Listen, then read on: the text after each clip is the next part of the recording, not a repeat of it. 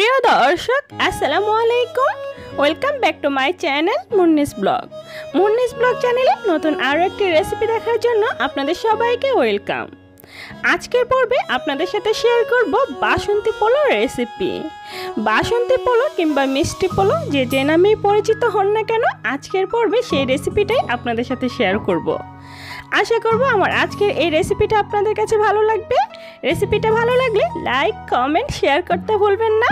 তাহলে চলুন আর কথা না বাড়িয়ে চলে যাই বাসন্তী পোলাও তৈরি করতে। বাসন্তী পোলাও তৈরি করার জন্য প্রথমে একটি মিক্সিং বোল নিয়ে নিচ্ছি, আর এখানে আমি দিয়ে দিচ্ছি 1.5 কাপ পরিমাণ পোলাওয়ের চাল। আমি এখানে কালি জিরা পোলাও চালটা ব্যবহার করেছি, আপনারা চাইলে আপনাদের পছন্দের যে কোনো সুগন্ধি চালটা এখানে অ্যাড করতে পারেন।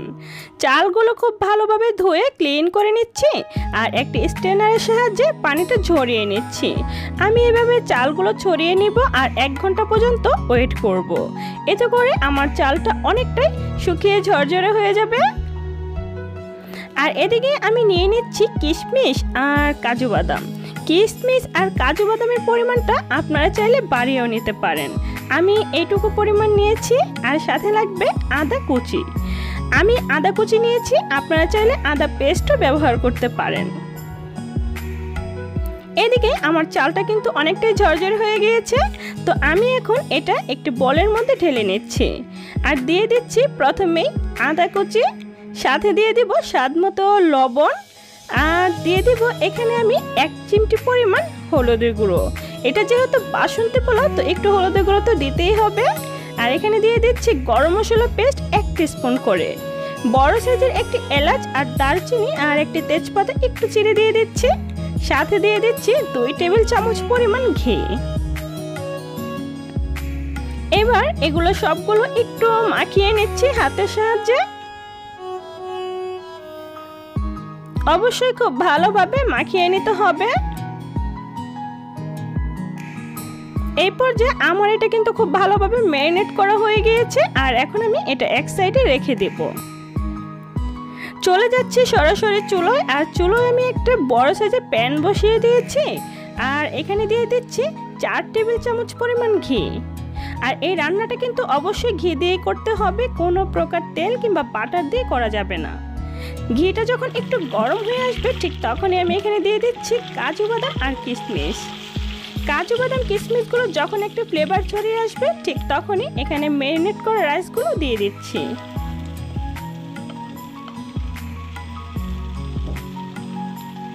ম্যারিনেট করা রাইসগুলো দিয়ে আমি একটু স্পেশালের সাহায্যে নেড়ে চেড়ে দিচ্ছি।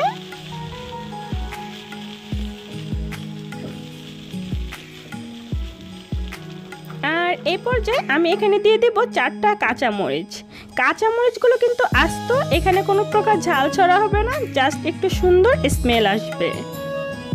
আর কাঁচামরিচের স্মেলটা আমার কাছে তো বেশ লাগে। এই পর্যায়ে এটা খুব ভালোভাবে বারবার নেড়ে চেড়ে ভেজে নিতে হবে। ততক্ষণ পর্যন্ত ভাজবেন যতক্ষণ পর্যন্ত চালটা একটা সনসন শব্দ না আসে। আর এখন আমি এখানে ব্যবহার করব পানি। আমি যেহেতু 1.5 কাপ পরিমাণ চাল নিয়েছি, আমি এখানে 3 কাপ পরিমাণ পানি ব্যবহার করছি। আর চালটার সাথে অবশ্যই গরম পানি ব্যবহার করবেন। যে কোনো রান্নার মধ্যে মশলার উপকরণ কিংবা পানির মাপ যদি সঠিক হয়, প্রত্যেকটা রান্নাই কিন্তু পারফেক্ট হয় আর খেতেও দারুণ হয়। এই পর্যায়ে দেখতে পাচ্ছেন আমার রাইসটা একটা বলক চলে আসছে, ঠিক তখনই আমি আবারও একটু নেড়ে চেড়ে দিচ্ছি। আর কিছু উপকরণ আছে, সেগুলো আমি আবারও দিয়ে দিব। প্রথমে দিয়ে দিচ্ছি 3টি কাঁচামরিচ একটু চিড়ে নিয়েছি, এতে করে এই পর্যায়ে একটু ঝালটা ছড়িয়ে যাবে। একটু নেড়ে চেড়ে দিচ্ছি। সাথে দিয়ে দিচ্ছি আবারও 2 টেবিল চামচ পরিমাণ ঘি, এতে করে খুব সুন্দর একটা স্মেল ছড়াবে। আর দিয়ে দিব এখানে আমি 2 টেবিল চামচ পরিমাণ চিনি। এখানে অবশ্যই 2 টেবিল চামচ পরিমাণ চিনি দেওয়ার চেষ্টা করবেন। এটা কিন্তু বাসন্তী পোলাও, মিষ্টি জর্দানা, সেটা অবশ্যই মাথায় রাখবেন। সাথে দিয়ে দিচ্ছি কিছু কিশমিশ। এখন একটু নেড়ে চেড়ে আবারও ঢাকনা দিয়ে ঢেকে কিছুক্ষণ পর্যন্ত রান্না করে নিব।